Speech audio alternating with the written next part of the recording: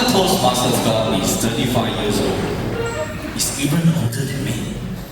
Malacca Toastmasters was chartered in 1989 by Jeffery and his friends under the sponsorship of Dato' Lawrence Chan.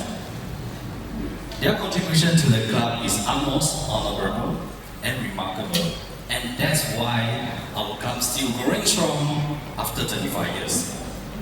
Would you like to know how this club came about and how it helped the member group? I can't think of anyone more appropriate than our charter member, distinguished Toastmaster Jeffery, to tell us about his journey with MTC. May I have the honor to call upon distinguished Toastmaster Jeffery to be on stage to share with us his story, my MTC journey. My MTC journey to be Toastmaster Jeffery.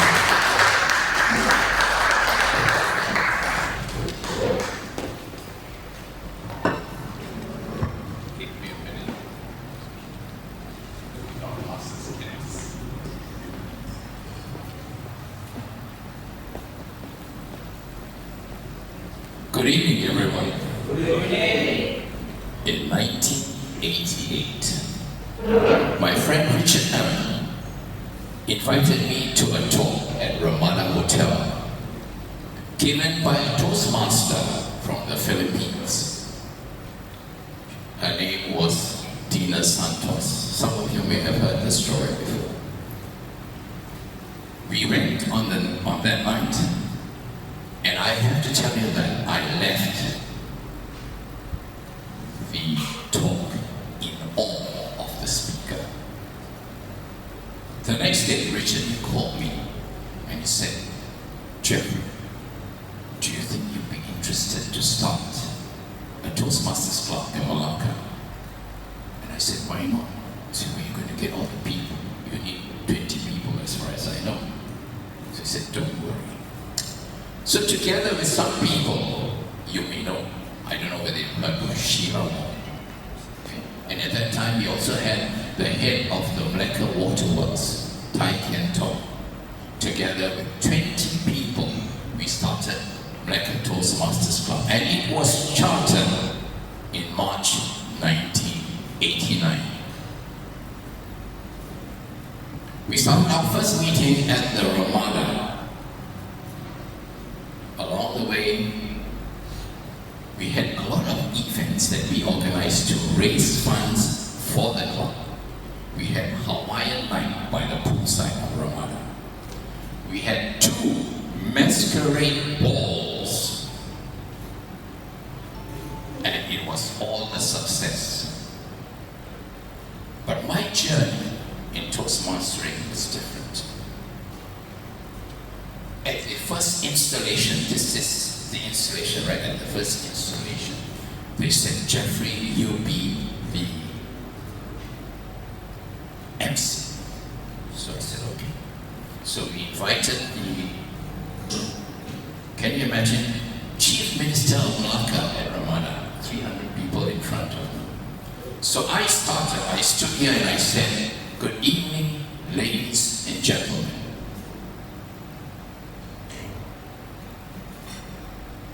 There was a slow pause.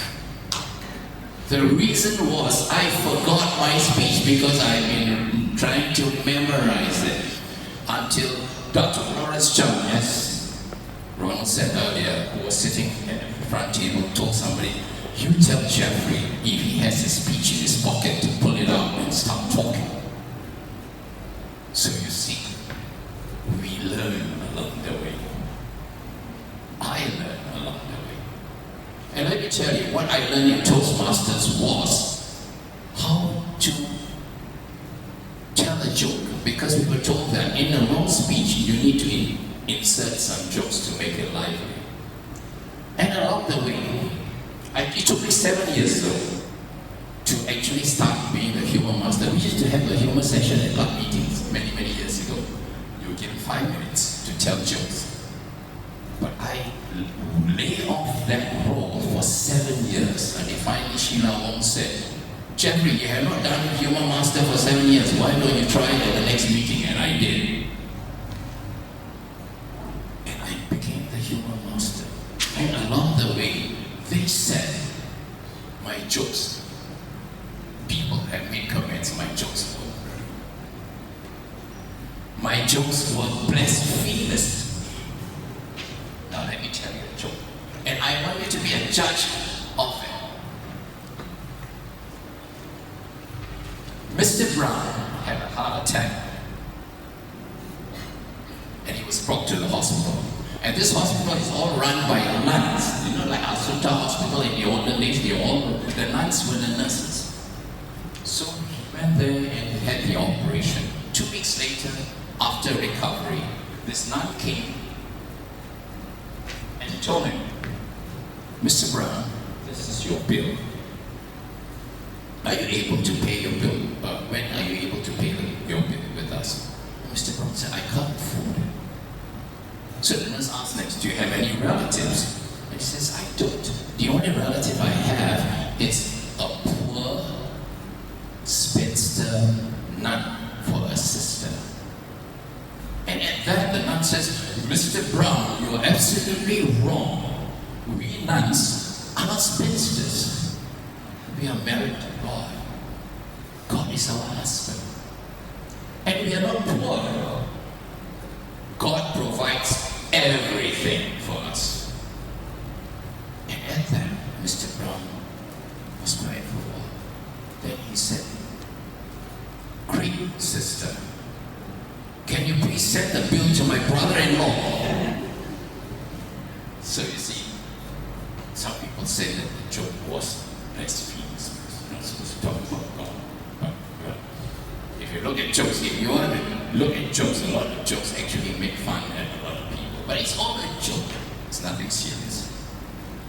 The next thing I would say is that for people, for over the years that I have been with Toastmasters, I've seen people benefit.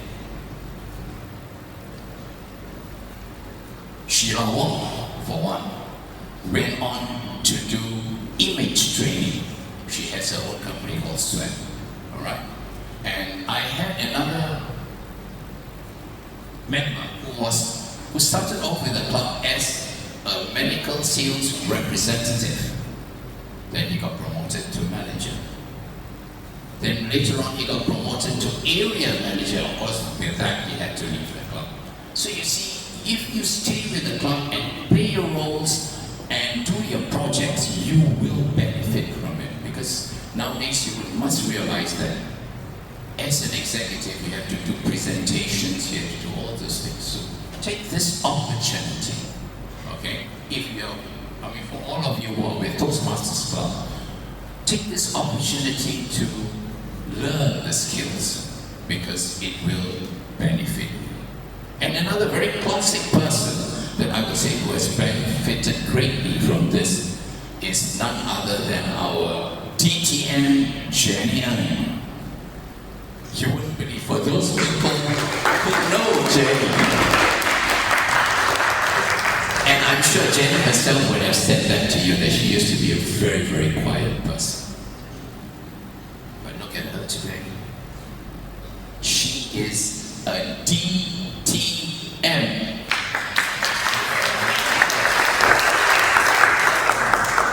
So this is what I'm trying to say, the benefits of Toastmaster is a lot. For me, the other thing that I find Toastmastering that benefited me was this camaraderie we had. You know, when we organized all those functions, and you wouldn't believe it. I mean, after Toastmasters Club meetings, which I told you we were held in Ramadan, right? A few of us always adjourn to the bar. Because we didn't stay till late, right? Toastmasters Club meetings finish at 10, right? So we would stay at about 11 or 11:30, then we all go home. But still, do you know what I'm trying to say here? It's that camaraderie that holds us together. It's a camaraderie that brings the club up.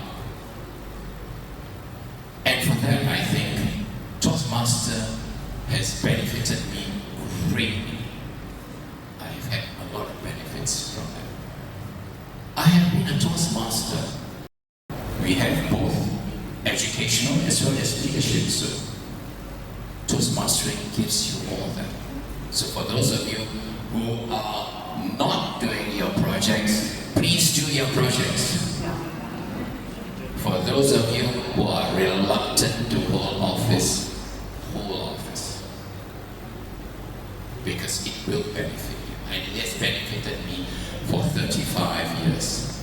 And I would say this to you in conclusion. 35 years is a long time to learn. Okay, I've learned all the skills, I have done everything. What I have learned again in Toastmastering is that it's participation, keep on moving, okay? Toastmasters has given me confidence. It's taught me, like I said just now, about how not to memorize my speech. And Toastmasters has also taught me to give back. Yes, for the new members. My club has a lot of young people in my club. Give them a round of applause, young people who have other clubs as well.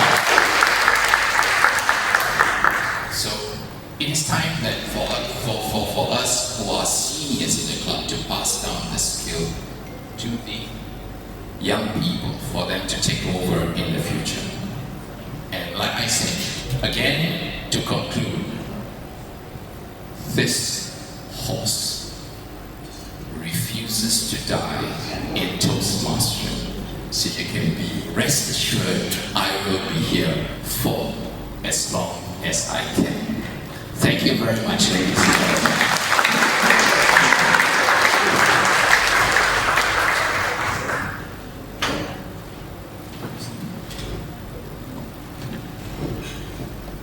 Thank you, such a sharing, inspiring story from our distinguished Toastmaster Jeffery. I can't say Toastmaster have run half of my life, but perhaps a small quarters, there's about 5 years in my Toastmastering years. Yes, you wouldn't believe that at first when I joined Toastmasters, I am a Chinese educator.